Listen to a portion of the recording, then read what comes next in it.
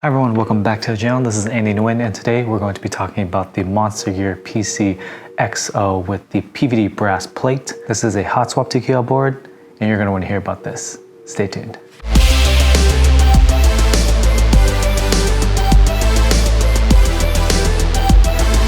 I know, I hit you with a lot of acronyms, but this right here is a custom mechanical keyboard in a TKL form factor, which means 10 keyless. It has a polycarbonate case.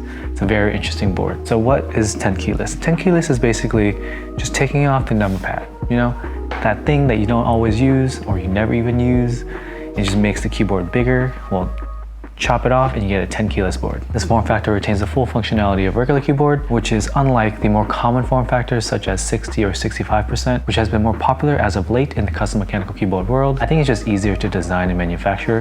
With those boards, you gotta use layers. You gotta hold down a button, and to access the function row, you gotta hold down function, hit 1, 2, 3, whatever to 12, or really it's dash and equal. With a TKL board, you don't have to do any of that if you don't want to. It's a really good board for a beginner trying to get into mechanical keyboards. So what does polycarb mean?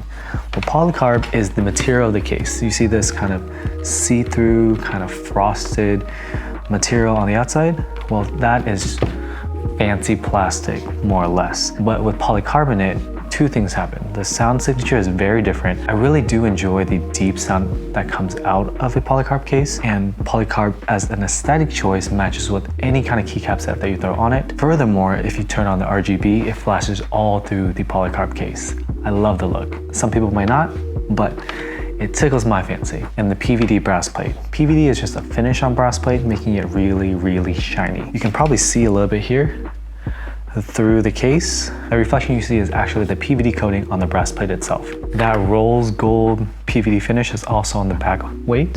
Very shiny, very pretty, but also a fingerprint magnet. So that's one of the downsides of PVD. It gets a little bit grimy the more you use it, but it's really easy to polish and clean off. In terms of the plate itself, it is sandwich mounted, which is typically common of TKL boards. It just means that there's one screw going through the bottom case, the plate, and the top case.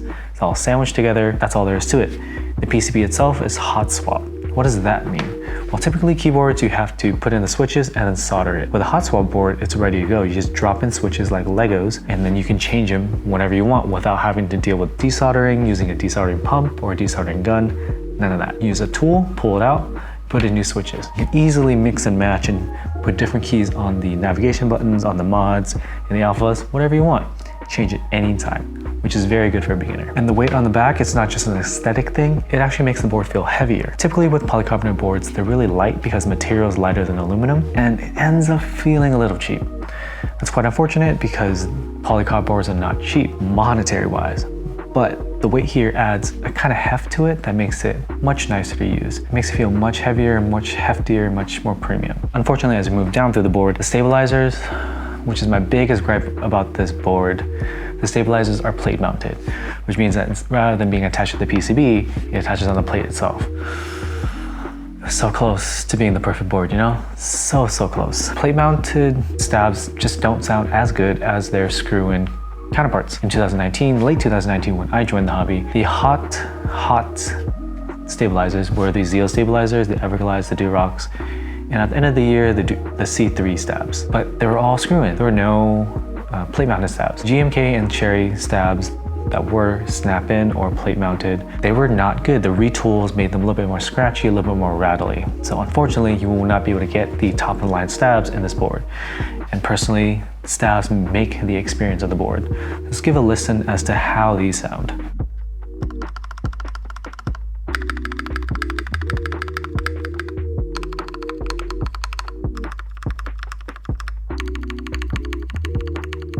So these are lubed pretty well, so it makes the best of a bad situation, but it would sound better if you could use screw-in stabs. Smooth stabs, it's really hard to describe. You have to listen to them side by side, but they make the experience of the board.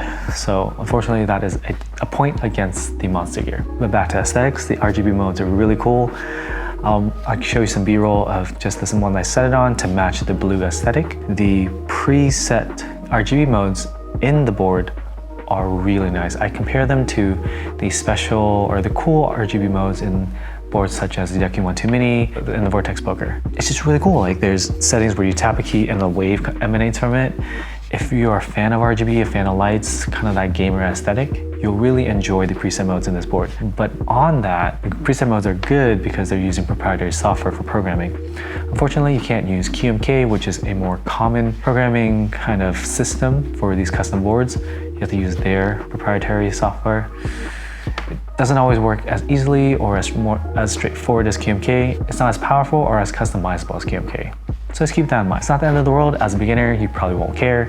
You probably just enjoy that all these things are already set in there. You don't have to change much. Another plus is that the board comes with its own case foam, which is cool because most boards don't come with it. There are some people that may say that good boards that are designed well won't need case foam, but I find that in most cases, adding foam to kind of reduce the ping of the case is very helpful. In this situation, the case is actually made out of polycarb, so there's not too much ping, but it's a nice feature to have the case foam included in the board.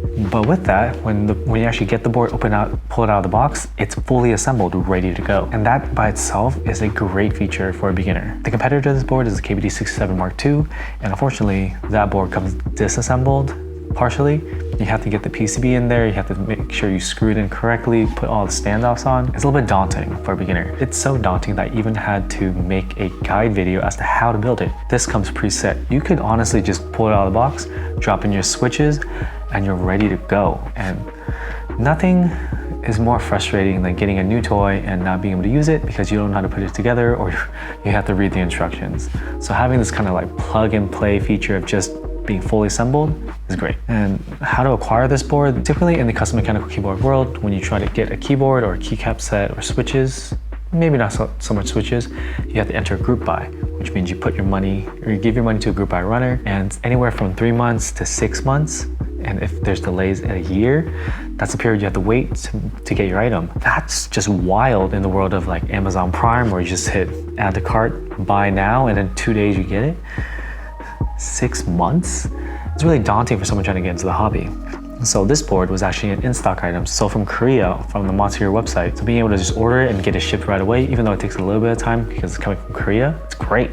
It's unheard of in the hobby. Unfortunately, their stock was only about 40 units, so there's still kind of a first come, first serve aspect of that purchase, but at least it was available. You didn't have to wait. In terms of that, it's pretty accessible in the grand scheme of a mechanical keyboard. Let's give it a little wrap up. Pros, it's pretty accessible as it was an in-stock item that they will be restocking. The PCB is hot swap, don't have to deal with any soldering, and it's all assembled, great for beginners. It has a polycarb option, which is not really found in a lot of beginner boards. Sometimes there's acrylic options, but polycarb tends to be a more expensive or nicer material for a board. It's TKL. So in customs, TKLs are not found very often for a cheap price. TKLs tend to be very expensive. The 60%, now those are cheap because they're smaller and easier to manufacture, but to get a TKL custom mechanical keyboard, you got pony up a little bit more dough. And to get one in polycarb, a little bit more than that. And to get hot swap, that actually doesn't even exist in a lot of boards. Of course, Exclusive has just finished their group buy and is in the process of manufacturing the E8.5, and that has a hot swap option. But other than that, most of the hot swap boards are either the 60 or 65%. I don't even actually know any 75%, and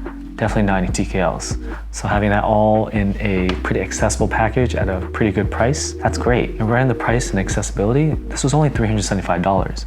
And that's only $100 more than the 65% competitor, which is the KBD fans KBD 67 Mark II. And that board is a 65% board. So you have to do a function layer and they have to remap some keys. Someone who's trying to get into the hobby, trying to get their first board may not want to deal with that. This is a much more familiar and accessible layout. So the difference is $100 and you get polycarb TKL with pretty nice solid weight, these features. That's a pretty compelling buy. So that's a win for this. I definitely expected this board to be a little bit more expensive, probably around the $400 mark before shipping.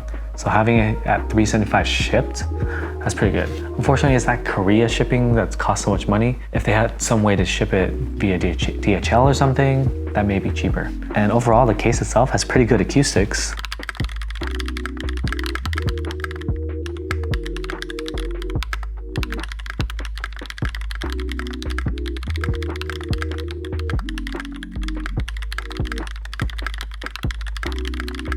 So that's the sound of the Holy Panda switches in the PVD brass plate. The Holy Pandas were lubed with 3203. It's lubed in the bottom housing and the stem, but not the stem legs, because that's what's responsible for the tactility. TKL boards bring out the best sound out of switches because of the large frame and how much space there is for the sound to travel.